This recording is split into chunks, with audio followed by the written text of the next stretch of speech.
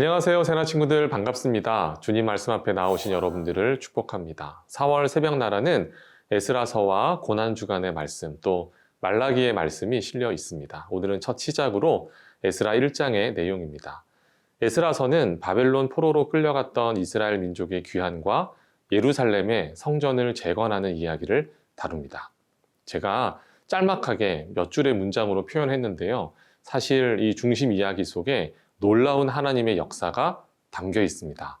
자, 어떤 일이 어떻게 진행되는지 함께 말씀을 살펴보도록 하겠습니다. 오늘의 말씀은 에스라 1장 1절에서 11절입니다. 여호와께서 예레미야의 입으로 하신 말씀을 이루기 위해 페르시아 왕 고레스 1년에 페르시아 왕 고레스의 마음을 감동시키셔서 그가 온 나라에 칙령을 공포하고 공문을 보내게 하셨습니다. 페르시아 왕 고레스가 말한다. 하늘의 하나님 여호와께서 내게 세상의 온 나라를 주셨고 그분을 위해 유다의 예루살렘에 성전을 세울 임무를 주셨다. 너희 가운데 하나님을 섬기는 여호와의 백성이 누구냐? 하나님이 함께 하시기를 바라노니 여호와를 섬기는 백성들은 이제 유다의 예루살렘으로 올라가 이스라엘의 하나님 여호와의 집을 지으라. 그분은 예루살렘에 계신 하나님이시다. 포로로 잡혀온 백성들이 어디에 살든 그 지역의 사람들은 그들에게 금은과 물품과 가축으로 도와주고 예루살렘에 있는 하나님의 집을 위해 기꺼이 헌금을 드릴 수 있게 하라. 그리하여 유다와 베냐민 가문의 우두머리와 제사장과 레위 사람은 하나님께서 영을 움직이신 모든 사람들과 함께 일어나 여호와의 집을 지으려고 예루살렘으로 올라갔습니다. 그 주변 사람은 모두 그들에게 금은과 물품과 가축과 귀한 선물로 도와주었고 모든 예물도 기꺼이 내주었습니다. 더구나 고레스 왕은 느부갓네살이 예루살렘에서 가져와 자기 신전에 들여놓았던 여호와의 성전 기물을 꺼냈습니다. 페르시아 왕 고레스는 재무관 미드르닷의 손으로 그것을 가지고 나오게 했으며 미드르닷은 그 수를 세어 유다의 총독 세스바살에게 주었습니다. 그 목록은 금쟁반 30개, 은쟁반 1000개, 칼 29개, 금대접 30개, 그 다음은 은대접 410개, 다른 그릇들 1000개로 다 합해 금그릇, 은그릇이 5400개나 있었습니다. 포로로 잡혀갔던 사람들이 바벨론에서 예루살렘으로 올라갈 때 세스바살이 이것을 모두 가져갔습니다. 바벨론을 무너뜨리고 중동의 최강자로 페르시아가 등극합니다. 페르시아의 왕 고레스는 식민지 사람들에게 어느 정도의 종교적 자유와 정치적인 자치권을 허용합니다. 이렇게 함으로써 식민지 사람들의 호의를 사고 또 페르시아에 자발적으로 복종하기를 바라는 마음이었던 것이죠.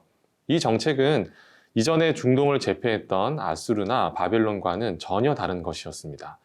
그들은 포로들을 강제 이주시키거나 또는 민족을 혼합시키는 방법을 써서 반역 행위를 원천적으로 차단하려고 했습니다. 물론 억압하는 것만큼 많은 반란이 일어났겠죠.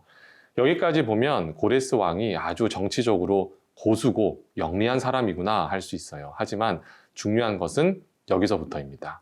이 모든 것이 하나님의 계획 가운데 있었다는 것이죠. 이사야서 44장 28절 말씀입니다. 고레스에게 말한다. 너는 내가 세운 목자이니 내가 기뻐하는 것을 네가 모두 이룰 것이다. 예루살렘에게 말한다. 너는 재건될 것이다. 예루살렘 성전에게 말한다. 내 기초가 세워질 것이다.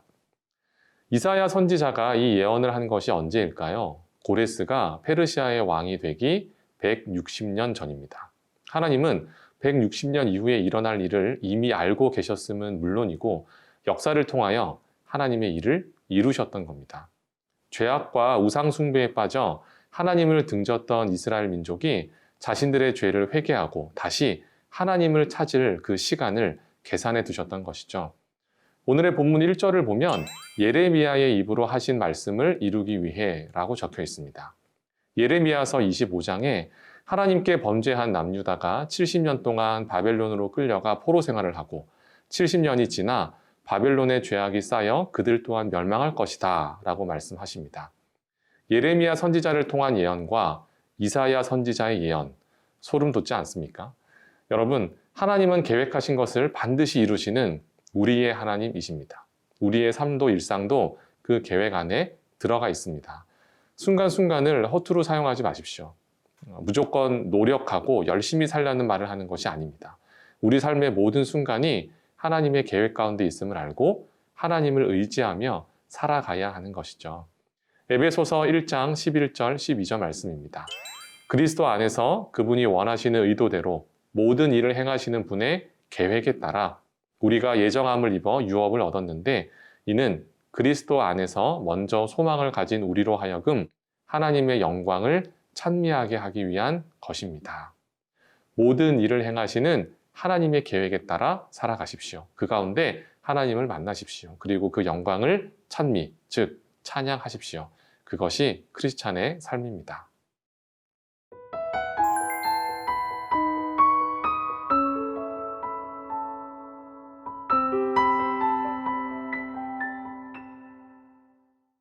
(5절부터) (11절까지는) 실제로 이스라엘 포로들이 예루살렘으로 돌아가고 그 과정에서 많은 사람들이 이스라엘을 도와준 이야기입니다. 여기서도 하나님께서 일하신다는 것이 드러납니다. 오늘의 본문 5절 말씀을 함께 읽어보겠습니다. 그리하여 유다와 베냐민 가문의 우두머리와 제사장과 레위 사람은 하나님께서 영을 움직이신 모든 사람들과 함께 일어나 여호와의 집을 지으려고 예루살렘으로 올라갔습니다. 아멘. 일어나라고 번역된 부분을 더 자세히 살펴보죠. 한국어로 번역을 일어나라고 했습니다. 여기서 일어나는 단순하게 자리에 앉아 있다가 일어나는 정도를 뜻하지 않습니다. 어떤 일을 하기 위하여 적극적으로 결단하거나 또는 어떤 일을 실행에 옮길 때 쓰는 표현입니다. 옛날 고향, 예루살렘으로 돌아가는 것이니 기쁘게 갈 수 있지 않았겠나 생각할 수 있습니다. 하지만 여러분, 이들의 사정을 조금 더 깊이 들여다볼까요? 이들은 이미 바벨론에서 수십 년을 살아온 사람들이었습니다. 외국에 이민 가서 사는 사람들을 두고 이민 1세대, 1.5세대와 같은 표현을 쓰죠. 당시의 평균 수명이 지금보다 현저히 짧았다고 보면 적어도 포로 3세대 이상이었을 겁니다. 자신이 태어나고 자라고 익숙한 곳은 당연히 바벨론이죠. 그런 곳을 떠나서 예루살렘으로 가야 됩니다. 우리에게는 예루살렘이 성경을 통해 굉장히 익숙하지만 당시의 예루살렘은 황폐한 시골쯤이었을 겁니다. 할아버지의 할아버지가 살던 그 이름만 들어본 곳 딱 이 정도였습니다. 그런 그들이 움직입니다. 어떻게 해요? 하나님께서 그 영을 움직이셔서. 예수님의 제자들에게도 이와 같은 일이 일어납니다. 사도행전 1장 8절 말씀입니다. 그러나 성령께서 너희에게 오시면 너희가 권능을 받고 예루살렘과 온 유대와 사마리아와 땅끝까지 이르러 내 증인이 될 것이다. 여러분, 하나님의 일하심에 여러분을 맡기십시오. 그 말씀에 순종하고 그 말씀대로 나아가십시오. 그것이 바로 하나님의 일하심에 여러분이 동참하는 길입니다. 그 길을 믿음으로 걸어가는 저와 여러분들 되시기를 축복합니다. 놀라운 하나님의 역사하심을 찬양합니다. 하나님의 일하심 앞에 믿음으로 순종하는 하루가 되게 하여 주세요. 예수님의 이름으로 기도합니다. 아멘.